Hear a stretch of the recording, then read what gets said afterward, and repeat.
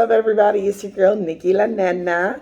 Today, I'm doing the review for 90 Day, The Single Life. So this is episode 1 on season 1. So we've got Ed, Colt, Molly, Fernanda, and Brittany. Oh, I forgot about Damielle. Whew, wow. Okay, so it starts off with Big Ed.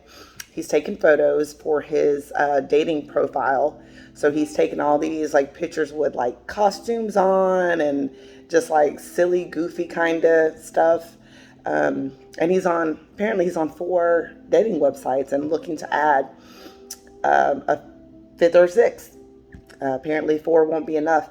And actually I get it, because I myself have been on many different sites at one time. You know, you don't want to, you want to broaden your options there. I like it. It is what it is. So on the episode, they flash back to when Ed first met, what's her name? Rose. And, you know, I'm reminded of how awkward their relationship was. And it seemed to me that she was never even interested in him. So very confused as to how and what like that was even about. They went back to the scene where he was telling her that her breath didn't smell pretty and tried to get her to do mouthwash. Oh, yikes. I was like, oh my God, that's so embarrassing. Anywho, moving on. So from there, we go to, who is it? Colt? Oh, no. We're not at Colt yet. I mentioned Colt because Big Ed's mom just moved in with him, and that was kind of like correlation that both of them have. And I'm like, I don't know that I could date somebody whose mom lives with him and like who's that dependent on them. It's different. I feel like if the mom is sick or something and they're taking care of her, but I don't know. Maybe I could. If I'm in love, I can do whatever. So let me not even say that. So anywho, Big Ed ends up meeting with a dating coach, which I thought was great. He needs some assistance there. And in meeting with her, I thought that she gave him some great advice. I mean, she basically told him like, clearly you don't love yourself. And it kind of shows, and you feel like you don't deserve to have a love in your life. And that's kind of like, you got to fix that thing first before you get out there trying to date somebody. And that's just kind of how that is. It did kind of break my heart a little bit to see him. He looked kind of sad, and he also cried. So that was sad. Anywho, moving on, we get to Molly and Louise. Molly was the older Caucasian lady dating Louise, el Dominicano from República Dominicana. And she's back on the dating scene. She's seeing this guy named Kelly, who's from New York. And I don't know, they seem to have pretty good conversation.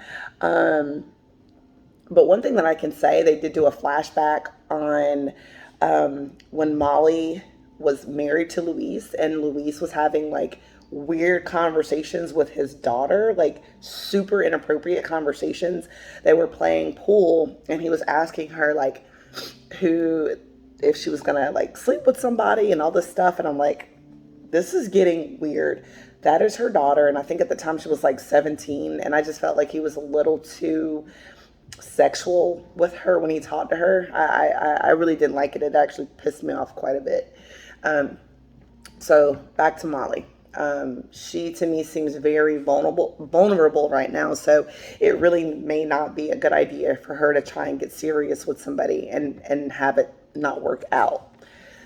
Also, apparently she has 2 grown women as roommates.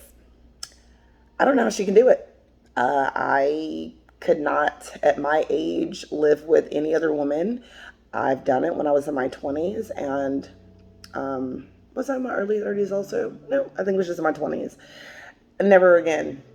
I don't even know that I could have like a male roommate again. I like my space. It's just too much. But yeah, so apparently, like I said, she's got 2 roommates there. Then they take it to Brittany and Yazin. that whole relationship was so bizarre to me. I never understood. And I always knew that it wasn't going to work out because she's like way too sexual for his family. Like they were not with that and all that Instagram stuff and everything like that. So anywho, the episode starts where, or her part starts where um, she's trying to not pawn, but I guess like sell the jewelry that he had bought for her. And of course, I knew it. I said either it's going to be very expensive or it was going to be cheap. Of course, it ends up being not real. So she didn't get anything from it. And, you know, she was looking to get some money out of the relationship because she felt like she didn't get anything else out of it. So at least let's get some money. I feel that for sure. But at any rate, so at this point, she's out there dating. She's dating two different guys. One is Justin, he's really hot. He is hot. I'm not sure what his race is. He looks like he might be Asian mixed with something. I'm not sure. Then there's another guy, Terrence. He's a black guy. And he's fairly attractive as well. But yeah, so she and Terrence end up going out on a date. And she seemed to really enjoy herself. To me, I feel like they do have chemistry. So I guess we'll see what's going to happen from there. Next up, we have Damielle and Muhammad.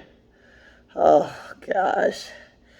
If anyone ever embarrassed me on national TV the way that he did, talking about her odor and her, like, bad hygiene, there's no way in the world, no way that we're going to, like, be sitting down and having dinner or breakfast or whatever.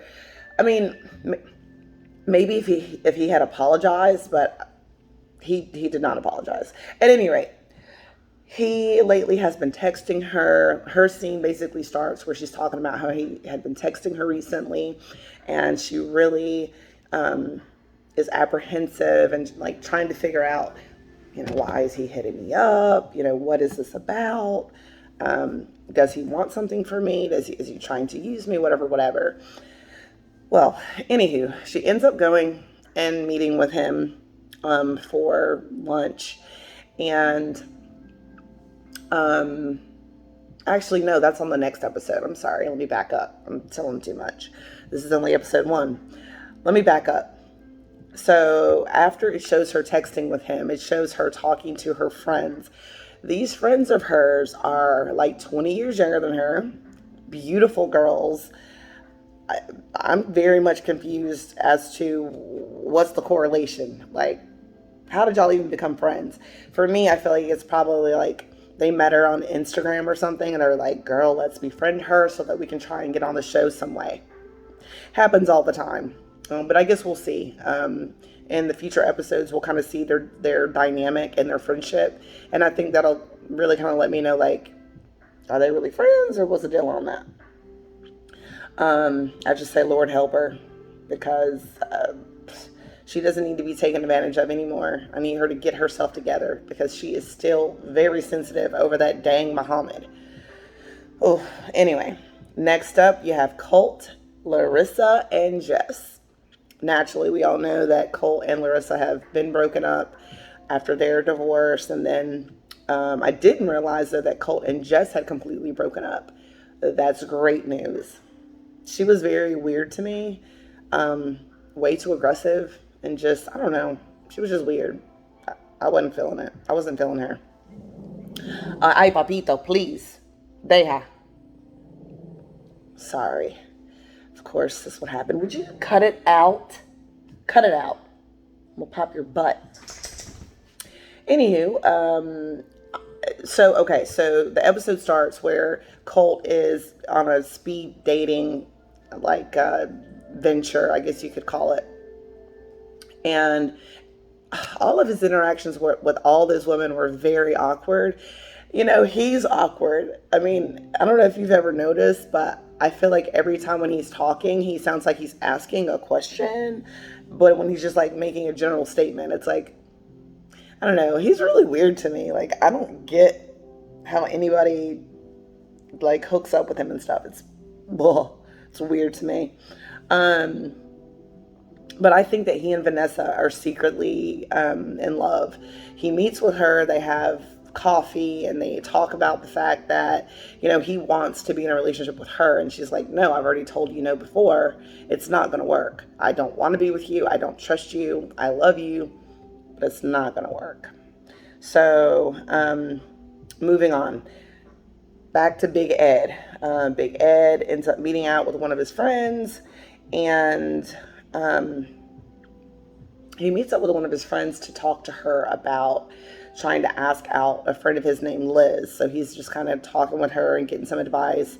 When he pulled up on that scooty bike, on that motorbike, I'm like, why doesn't he have a car? This just adds to like the goofiness of like how goofy he already looks.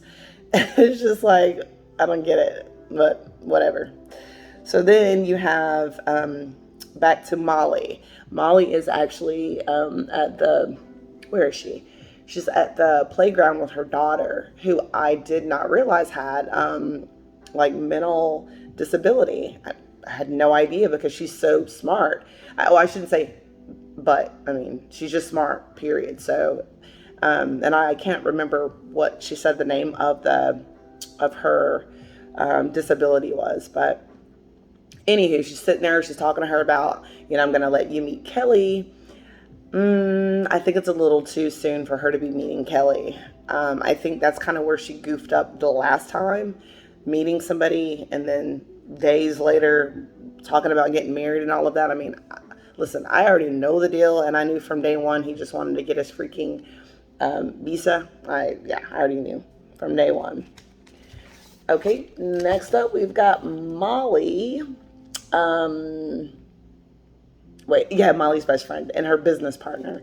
What is her name? Shoot, I forget her name, but she's basically telling her, like, do not do this to yourself all over again. Like, I cannot deal with another heartbreak with you. Like, I have been strong with you. I've held it down for you. And it's so frustrating having friends that are like that like constantly get depressed over breakups and want your help. And it's like, oh, you're obligated to help me out and have my back. It's just ridiculous. The next day. Okay, so my battery didn't go dead. I actually ran out of memory. I'm just going to go ahead and tell you how it ends. It just ends with Damielle waiting to meet with Muhammad at the restaurant. Also, of course, then they show like what's going to happen on the next episode. So on the next episode, you see that Colt is meeting with this older, very sexualized looking woman. She's really pretty. She looks like she's in her 40s or so. I don't know. Let's see. Fernanda has a divorce party. Molly gives Kelly the 5th degree. Oh yeah. She's like, look, she's kind of nagging him. Oh God. I don't know when people will ever learn, like, don't nag people. It's the worst. I used to be one. I get it. And then Ed finally asks Liz out, so we get to see whether she says yes or no. And, oh God, Danielle gets worked up as usual. Oh, I feel bad for her. I honestly kind of feel like she gets exploited a little bit because clearly there's something off with her mentally, and I don't know exactly what it is. But yeah. So anyway, that's that. And I will see you guys back here next week for episode 2. And we'll go from there. Have a great rest of your day. Bye.